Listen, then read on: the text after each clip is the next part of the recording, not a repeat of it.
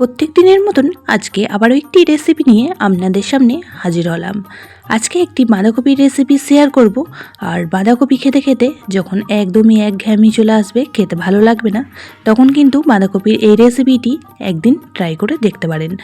ভাত, রুটি, লুচি, পরোটা সব কিছুর সাথেই খেতে কিন্তু খুবই ভালো লাগবে, আর বাচ্চা থেকে বড় সকলেই খুবই পছন্দ করবে।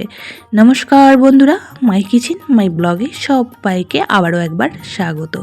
আসুন তাহলে শুরু করা যাক আজকের রেসিপি। আজকের রেসিপি বানানোর জন্য এখানে আমি একটা মিডিয়াম সাইজের বাঁধাকপি নিয়ে নিয়েছি। তো আজকের রেসিপির জন্য এখান থেকে আমি অর্ধেকটা বাঁধাকপি অফ ক্যামেরায় কেটে নেব, তারপর আবারও ফিরে আসছি। বাঁধাকপিটা কাটা কমপ্লিট হয়ে গেছে। আর আজকে বাঁধাকপিটা মুগ ডাল দিয়ে বানাবো, তার জন্য এখানে ছোটো বাটির এক বাটি মুগ ডাল নিয়ে নিয়েছি। তো আপনারা বাঁধাকপি আর মুগ ডালের পরিমাণটা কম বেশি করে নিতে পারেন। এখন গ্যাসের মধ্যে একটা কড়া বসিয়ে দিয়ে দিলাম পর্যাপ্ত পরিমাণ সর্ষের তেল। আজকের রেসিপিটি সর্ষের তেলেই তৈরি করব। প্রথমেই ফোড়ন হিসাবে ব্যবহার করেছি এখানে দুটো তেজপাতা, একটা শুকনো লঙ্কা আর বেশ কিছু গোটা গরম মশলা।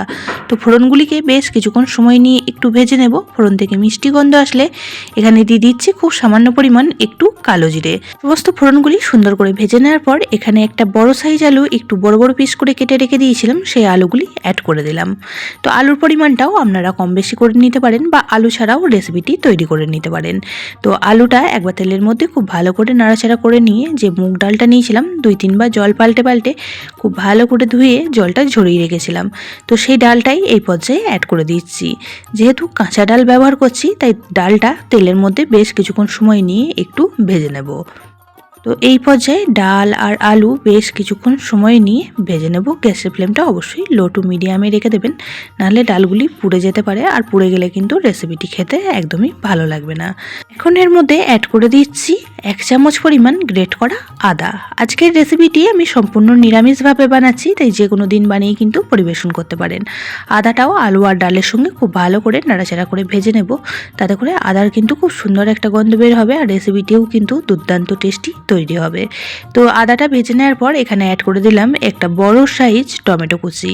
তার সাথে এখানে ফ্লেভারের জন্য 4টে কাঁচা লঙ্কা অ্যাড করে দিলাম। তো আপনারা চাইলে কাঁচা লঙ্কাটা একটু চিড়েও ব্যবহার করতে পারেন। আর এখানে এখন গুঁড়ো মশলাগুলি অ্যাড করে দিচ্ছি। দিয়ে দিলাম 1 চামচ হলুদ গুঁড়ো, 1 চামচ লঙ্কা গুঁড়ো, আর তার সাথে দিয়ে দিলাম 1 চামচ পরিমাণ জিরে গুঁড়ো। এখন সমস্ত মশলা আলু আর ডালের সঙ্গে খুব ভালো করে নাড়াচাড়া করে মিশিয়ে নিচ্ছি। আর মেশানো হয়ে গেলে বেশ কিছুক্ষণ সময় নিয়ে একটু কষিয়ে নেব। সমস্ত মশলা আলু আর ডালের সঙ্গে কষিয়ে নিয়েছি। এখন এর মধ্যে অ্যাড করে দিচ্ছি 1/2 গ্লাস পরিমাণ গরম জল।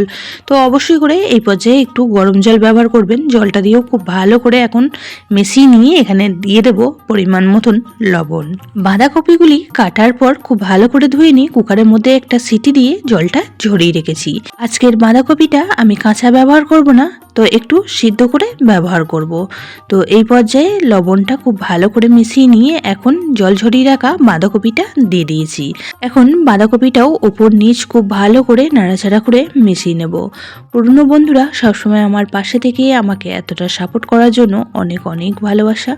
নতুন বন্ধুরা যারা চ্যানেলে ভিজিট করছেন, চ্যানেলটি এখনও পর্যন্ত সাবস্ক্রাইব করেননি, তাদের কাছে অনুরোধ রইল চ্যানেলটি সাবস্ক্রাইব করে পাশের বেল আইকনটি অল করে দেবেন। তাহলে আমি যখনই কোনো ভিডিও দেব নোটিফিকেশন সবার আগে আপনাদের কাছে পৌঁছে যাবে। তো বাঁধাকপিটা খুব ভালো করে মিশিয়ে নিয়ে এখন ঢাকা চাপা দিয়ে রান্নাটি করে নেব 2 থেকে 3 মিনিটের জন্য। 3 মিনিট পর ঢাকা চাপা খুলে নিয়ে খুব ভালো করে আবারও একবার উপর নিচ মিশিয়ে নিচ্ছি। আর এই পর্যায়ে অ্যাড করে দিচ্ছি এখানে 1 মুঠো পরিমাণ মটরশুঁটি। তবে আপনাদের অপছন্দ হলে বা না থাকলে মটরশুঁটিটা বাদ দিতে পারেন। তবে এই শীতকালীন সময়ে এই বাঁধাকপির রেসিপিতে যদি একটু মটরশুঁটি দেওয়া হয়, খেতে কিন্তু বেশ ভালো লাগে। তো মটরশুঁটিটা দিয়েও ওপর নিচ খুব ভালো করে মিশিয়ে নিচ্ছি। আর মেশানো হয়ে গেলে আবারও কিন্তু ঢাকা চাপা দিয়ে রান্নাটি করে নেব 3 থেকে 4 মিনিট সময় নিয়ে।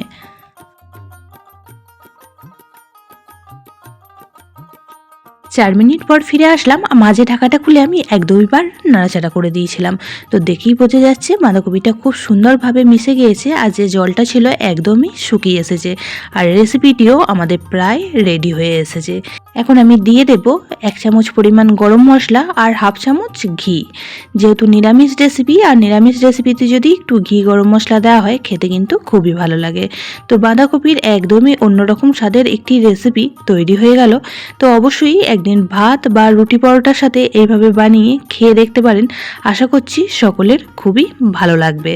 বন্ধুরা, এই পর্যায়ে আমি হাফ চামচ পরিমাণ চিনিও ব্যবহার করেছিলাম, তো সেইটা বাদ চলে গিয়েছে ভিডিও থেকে। অবশ্যই করে এই পর্যায়ে একটু চিনি দিয়ে দেবেন, যেহেতু নিরামিষ রেসিপি আর স্বাদটাও কিন্তু খুব সুন্দরভাবে ব্যালেন্স হবে। তো সমস্ত উপকরণ খুব ভালো করে মিশিয়ে নিয়েছি। রেসিপিটি একদমই পরিবেশনের জন্য রেডি। যে কোনো রেসিপি যদি একটু অন্যরকমভাবে বানিয়ে না হয়, খেতে কিন্তু খুবই ভালো লাগে। আর বাঁধাকপি খেতে খেতে যখন একঘেয়েমি চলে আসবে, তখন কিন্তু বাঁধাকপির এই রেসিপিটি অবশ্যই করে বানিয়ে খেয়ে দেখবেন। গ্যাসের ফ্লেম অফ করে দিয়েছি, এখন একটা পাত্রে নামিয়ে নেব। আজকের রেসিপিটি যদি আপনাদের বেশি ভালো লেগে থাকে, তাহলে একটা শেয়ার করে দেওয়ার অনুরোধ রইল। সবাই খুব ভালো থাকবেন, সুস্থ থাকবেন। আবারও দেখা হচ্ছে অন্য কোনো ব্লগ বা রেসিপির সাথে। ততক্ষণের জন্য সবাইকে টাটা।